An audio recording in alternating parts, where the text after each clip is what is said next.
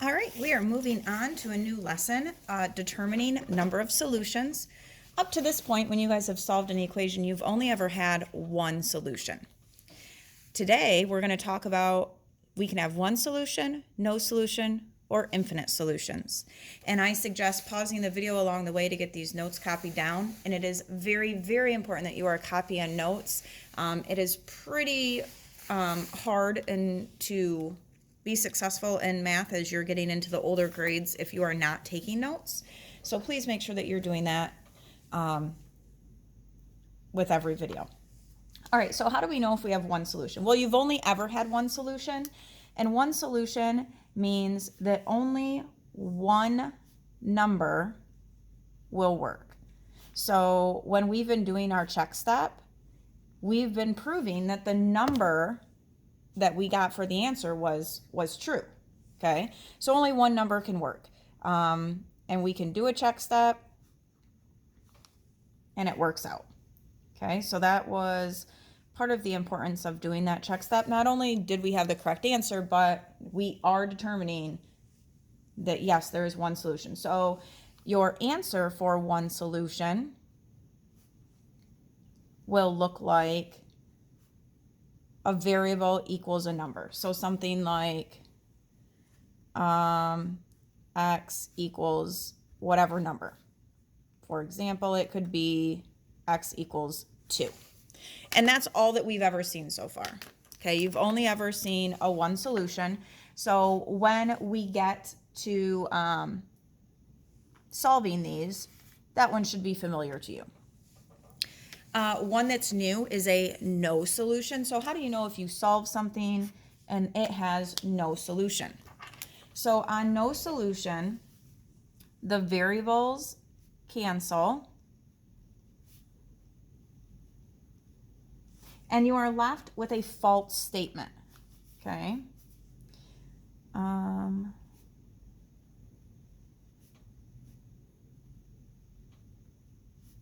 What do I mean by you're left with a false statement?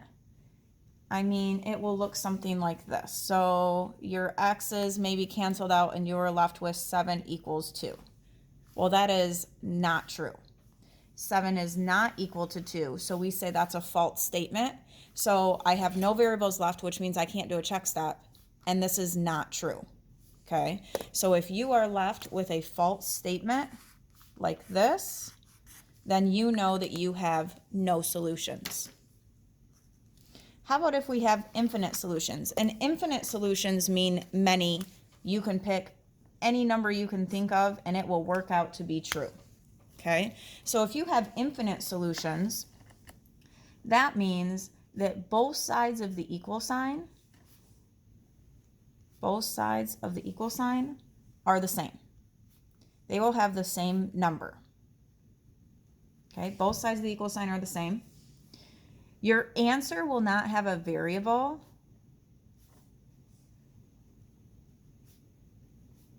So don't get that one confused with the no solution. Your answer will not have a variable, but you will have a true statement. Okay?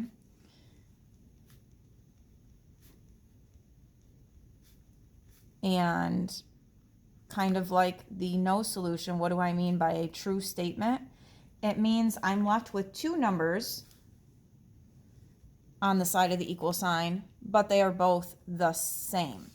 So yes, 12 does equal 12. So that is a true statement. Okay.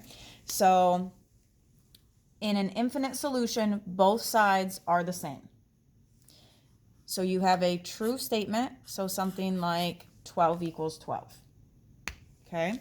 And before you can do this, obviously you're still solving the equations in the same way that we've been doing. You check for, do I have distributive property? Can I combine like terms? Now I need to move things to the same side so that I can start solving. So now we're going to get to the examples. So if you don't have this copied down yet, pause the video, get it copied down, and then restart it. So we're going to start with a pretty basic one, 4x plus 2 equals 10. Now this is just our basic two-step equation. So I know I don't have distributive property, I don't have any combining like terms, I don't have variables on both sides, so my goal is now to get this 2 with my other just numbers. So we do that by doing the opposite. I'm going to subtract 2 from both sides. Those cancel, and I'm left with 4x, and 10 minus 2 is 8. Now, instead of multiplying by 4, I need to divide both sides by 4. 8 divided by 4 is 2. So I'm saying x equals 2. So if we look up here, my options are x equals a number, 2 numbers do not equal each other, or 2 numbers equal each other. I know that because I have x equals 2, then that tells me this is one solution. I also know that I can check this, and I can plug 2 in and see if it's true. So 4 times 2 is 8, plus 2 is 10, so we know that this is a true statement with one solution, that 2 is the only number that will work. All right, let's try another one. We have 2x plus 3 equals 2x plus 7. So go ahead and copy that down. Again, our first step is always to look, do I have distributive property? I don't see parentheses anywhere, so no, I do not have distributive property. Then I'm going to check, can I combine like terms on this side of the equal sign? Nope. Can I combine like terms on this side? Nope. So my next step is to get my variables to the same side of the equal sign. Again, it does not matter what side you choose to move it to. I like to try to move the smaller variable. If you notice, these are both the same. So think about what might happen if they're both the same. So if I'm going to move this, I have to do the opposite, which is going to be to subtract it. So my 2x's cancel on that side, I'm left with 7. My 2x's cancel on this side, I'm left with 3. So I have a statement that says 3 equals 7. Well, that's not true, and I don't have any variables. So I'm going to look up here.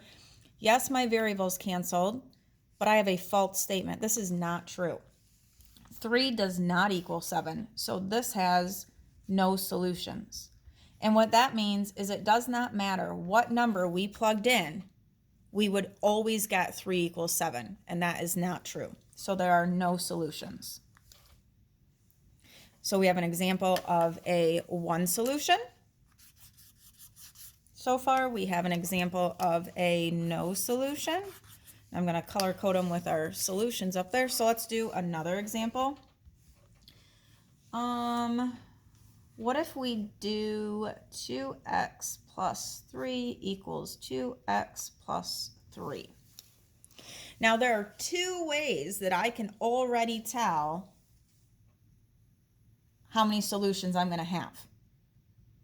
So the first way is it says both sides of the equal sign are the same. Well, if you look right here, both sides are already the same. So technically, I can tell you right now that this is infinite solutions. Doesn't matter what I plug in here, both sides are going to be the same. But let's pretend we didn't notice that.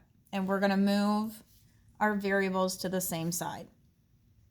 Because I don't have distributive and I don't have combining like terms. So those cancel. I'm going to bring down my 3. Those cancel. I'm going to bring down my 3.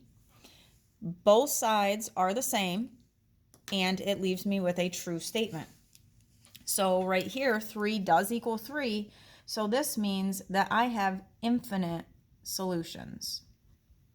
I have infinite solutions because I'm left with a true statement. So it means it doesn't matter what numbers I plug in there, I'm going to get the same numbers on both sides. So if we plugged in a 0, 2 times 0 is 0, plus 3 is 3. 2 times 0 is 0, plus 3 is 3. Maybe I plug in a 5. 2 times 5 is 10, plus 3 would be 13. 2 times 5 is 10, plus 3 would be 13. So both sides are always going to be the same. So that's infinite number of solutions. All right, so I want you guys to write this problem down and then pause the video, work it out, come back and see if you got the same answer that I did. And if the video cuts out, I will start another one. All right, so this one has distributive property. So 4 times x is 4. 4 times 1 is 4. And we notice right away that both sides are exactly the same. If both sides are exactly the same, we know we have infinite solutions. because both sides are the same. Nice job.